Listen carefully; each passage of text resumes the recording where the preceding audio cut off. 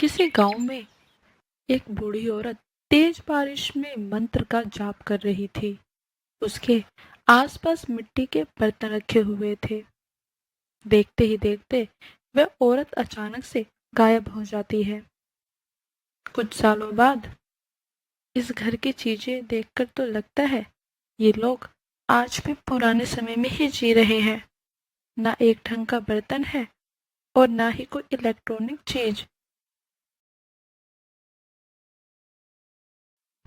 अरे काजल, और कितना समय लगेगा खाना बनने में? माँ इंतजार कर रही है खाने का। काजल गुस्से से पलटती है। अब मुझे सारा काम हाथों से ही करना पड़ता है, तो टाइम तो लगेगा ही ना।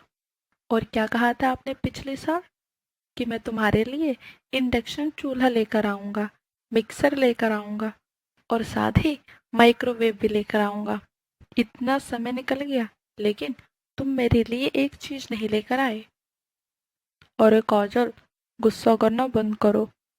मैं तुम्हें यही बताने वाला था कि मैंने कुछ पैसे इकट्ठे किए हैं और जल्दी ही होली भी आने वाली है।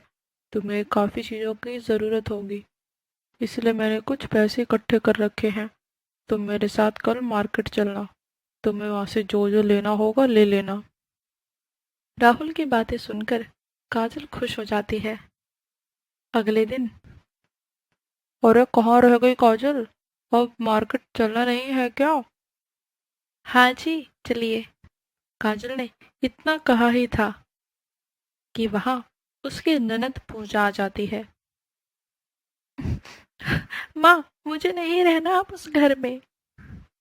अरे, पहले ये तो बता कि बात क्या हुई है। माँ, मेरे ससुराल वाले पूरे दिन मुझसे काम करवाते रहते हैं और कुछ मांगो तो बोलते हैं कि पैसे नहीं हैं। माँ, मैं नहीं रह सकती अब उस घर में। अरे, मुझे तो कभी कभी लगता है कि मैं वहां की बहू रानी नहीं बल्कि नौकरानी हूँ। शादी के 1 साल हो गए, लेकिन आज तक मेरे पति ने मुझे एक ड्रेस तक नहीं दिलाई है। और सास तो मुझे पूरे दिन बस ताने ही देती रहती है। बेटा राहुल, जो तेरे पास पैसे हैं वह तू पूजा को दे दे। लेकिन माँ जी, वो तो हमने किचन के सामान के लिए रखे हैं। अरे, तू तो जब से इस घर में आई है बस रसोई को मॉडर्न बनाने में ही लगी हुई है। और एक हम थे जो कम सामान में भी इतना अच्छा खाना बनाया करते थे। लेकिन तुम आजकल की लड़कियां कम काम करती हो और बवाल ज्यादा करती हो। अरे, कोई जरूरत नहीं है ज्यादा बर्तन इकट्ठा करने की। कोई बात नहीं काजल, हम फिर कभी सामान ले लेंगे। ये ले पूजा, तुझे जो लेना है ले लियो। और हाँ, रोना बंद कर अब, और आज तू यहीं रुक जा। हाँ पूजा, राहुल बेटे ने बिल्कुल ठीक कहा। अभी काजल बहू खाना बनाएगी तो हम सब साथ मिलकर खाएंगे। आज तो यहीं रुक जा। काजल गुस्से में अपने कमरे में जाती है। उसके पीछे पीछे राहुल भी जाता है। अरे काजल, गुस्सा करना बंद करो बाबा। क्यों ना हूँ गुस्सा? इतने समय बाद तो आपने कुछ पैसे इकट्ठे किए थे, वो भी आपने अपनी बहन को दे दिया। अरे, जब किचन में कुछ सामान ही नहीं है तो मैं खाना कहाँ से अच्छा बनाऊंगी? और एक तुम्हारी बहन है जो खाने की फरमाइशी करती रहती है। इतना बोलकर काजल रसोई में जाने लगती है। उसे रसोई में जाता देख उसकी ननद बोलती है, अरे भाभी, खाना बनाने जा रही हो क्या? हाँ, क्या हुआ? तुम्हें कुछ चाहिए था? नहीं भाभी, मैं क्या बोल रही थी कि आप खाना बनाने से पहले चाय पकोड़े बना लेते तो कितना अच्छा होता, है ना माँ? हाँ पूजा बेटी, बहू, जा पहले चाय पकोड़े बना ले और फिर खाना बना लियो। काजल गुस्से से रसोई में जाती है। "हम्म, एक सामान तो लेने नहीं देते और खाने में इन्हें सब कुछ चाहिए।" काजल चाय पकोड़े लेकर रसोई से निकलती है, लेकिन वह गैस बंद करना भूल जाती है। भाभी, चाय तो ठीक है, लेकिन इस पकोड़े में वह बात नहीं है जो मेरे हाथ के पकोड़े में होती है। काजल गुस्से से जवाब देती है। हाँ तो ननद जी, आप खुद बना लीजिए। इतना बोलकर काजल वहां से चली जाती है। अब यहाँ पूजा अलग ही प्लानिंग कर रही होती है। कुछ देर बाद काजल रसोई में गई तो पूरी रसोई में आग लग रही होती है। बचाओ, बचाओ, अरे घर में आग लग गई है। सभी लोग दौड़ कर आते हैं और आग बुझाते हैं। अरे बहू, जब तू रसोई संभाल ही नहीं सकती तो हर समय बड़ी बड़ी फरमाइशें क्यों करती है? आज तूने रसोई जलाई है, कल तो तू पूरे घर में ही आग लगा देगी। काजल को बहुत गुस्सा आ रहा होता है, लेकिन इतने में उसकी नजर दरवाजे पे जाती है। वह देखती है कि पूजा के ससुराल वाले दरवाजे पर ही खड़े होते हैं। अरे कैसी हो समधन जी? अरे आइए आइए समधी जी, मैं ठीक हूँ। आने में कोई दिक्कत तो नहीं हुई? अरे नहीं बहन जी, कोई दिक्कत नहीं हुई। तुम्हारी ये जिद्दी बेटी जो है, इसने हमें फोन करके बुला लिया। अरे हम तो मना ही कर रहे थे। सूरज जी, आज मैं ससुराल नहीं आ पाऊंगी। आप ऐसा करो कि आप सबको लेकर मेरे ही घर आ जाओ। आज का खाना हम यहीं खा लेंगे। अब इन सब का भी खाना मुझे ही बनाना पड़ेगा। सभी आपस में बात करने लगते हैं और इधर सुमित्रा काजल को खाने की लिस्ट पकड़ा देती है।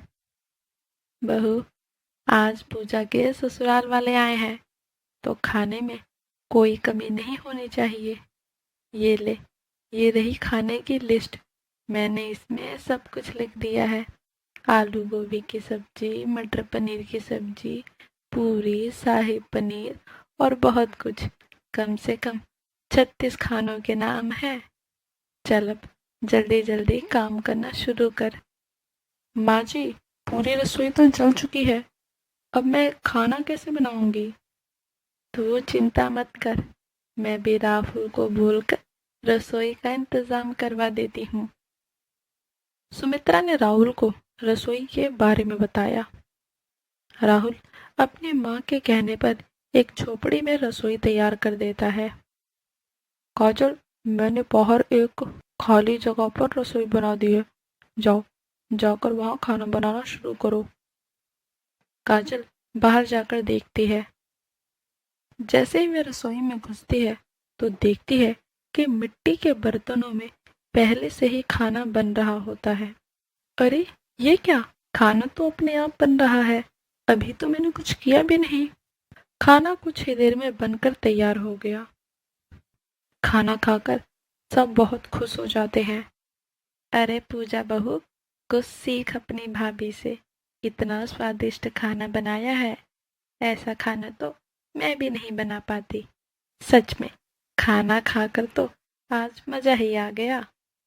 हाँ काजल बहू, आज तूने बहुत अच्छा खाना बनाया है।